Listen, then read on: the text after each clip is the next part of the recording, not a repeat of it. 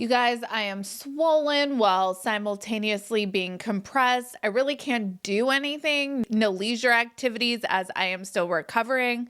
I'm just taking Tylenol at this point.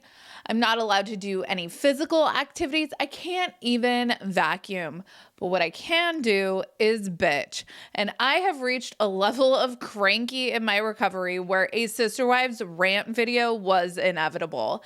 And don't you guys worry, this is really not putting any undue stress on my recovery.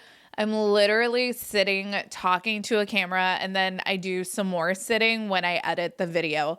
I'm not risking any of the work that I've had done to bitch about Cody. I saw a new teaser for tonight's episode, and in the clip, Cody is bemoaning the fact that he learned about Janelle moving out of Flagstaff on accident because one of his kids slipped up.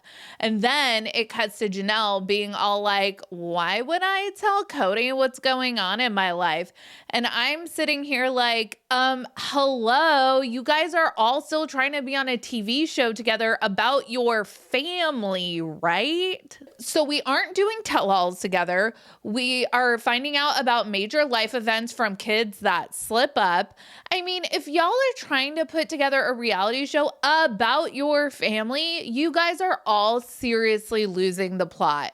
I need to vent. We have a lot to talk about. Let's get into today's video.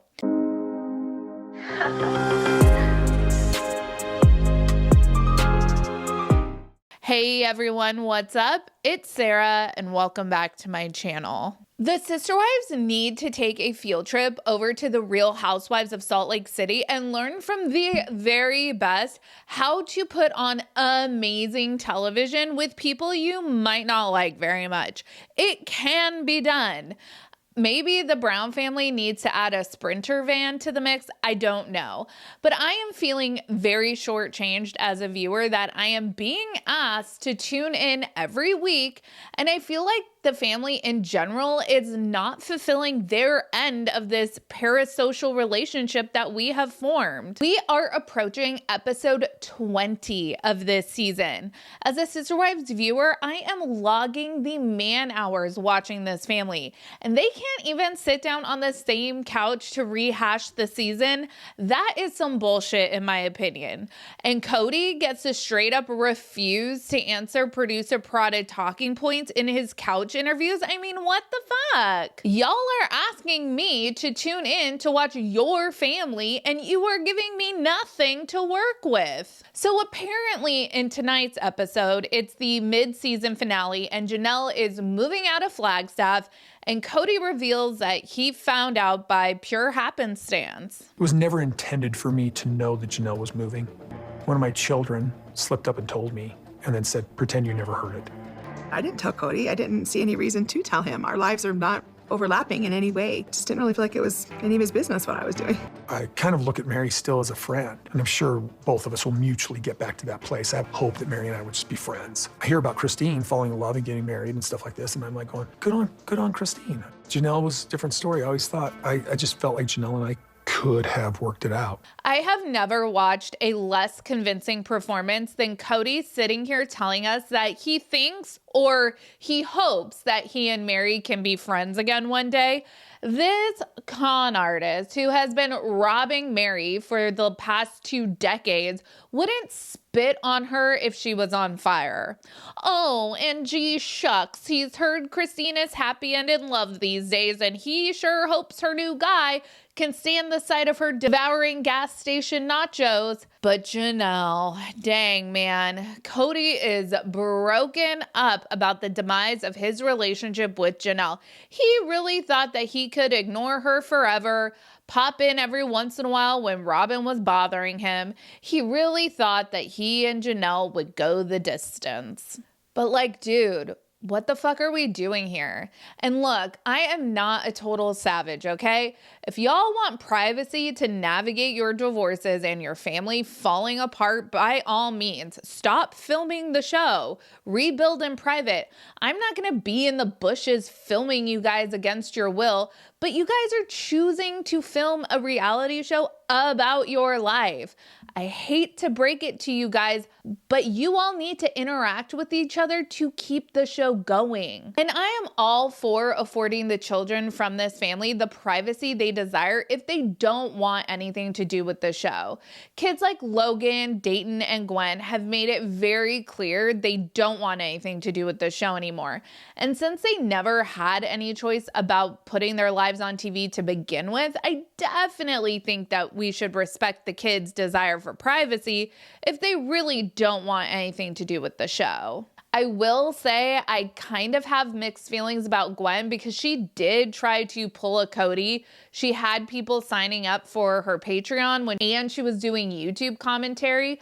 So it's like, girl, you're profiting off of your family's notoriety. So I personally think it's okay if people ask you why you didn't go to your mom's wedding. But Gwen has gone dark on her money-making social media platforms, so privacy she shall get now. But there is a social contract when you're putting your life on TV for public consumption. You gotta have a hook, right? You have to have something unique about your family or your personality or your life so that the general public wants to watch you do daily things with your family.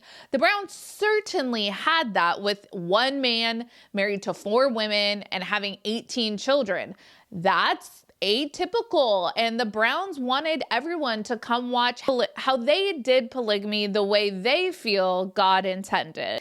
But the mask slipped pretty quickly with the Browns because this family was not the exception to the rule. They were not that diamond in the rough plural family that had the husband multiplying his love, giving his wives and his kids equal time and attention. No, the Browns were just like every other Mormon fundamental polygamous family. A narcissistic man at the center of a family that pit the wives and the kids against each other, all vying for scarce resources such as the dad or the husband's attention, money, food, adequate living conditions. It was survival of the fittest out there for the wives and the children of polygamy, and the Browns gave the world a front row seat to how that all played out. And how it played out was the destruction of this family. By season 16 and 17, the Brown family has learned that their family falling apart is actually great for ratings. Christine is leaving Cody. That really breathed new life into this show. Ratings had never been higher. Finally, what we knew all along that plural marriage does not make for one big happy family was playing out on TV.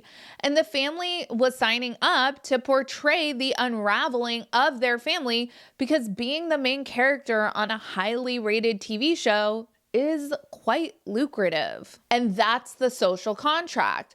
We line your pockets with cash. You air your family's dirty laundry for our viewing pleasure. I mean, I know that it sounds savage and it sounds crass, but that's basically what it is when you boil it all down.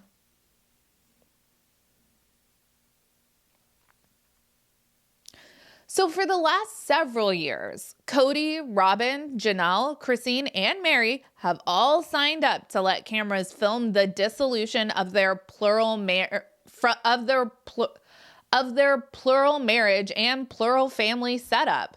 For some reason, Puddle Monkey, the production company that puts out Sister Wives, has historically allowed the 5 adults to dictate how much of the show is run. Y'all don't want to do a tell-all together? Cool, we will make Suki ask the same set of questions 5 different times. And I'm sorry, but I am a justice for Sukier. I really feel like Suki has done the best with this circus of crazy. And honestly, I feel like she's damned if she does and damned if she doesn't.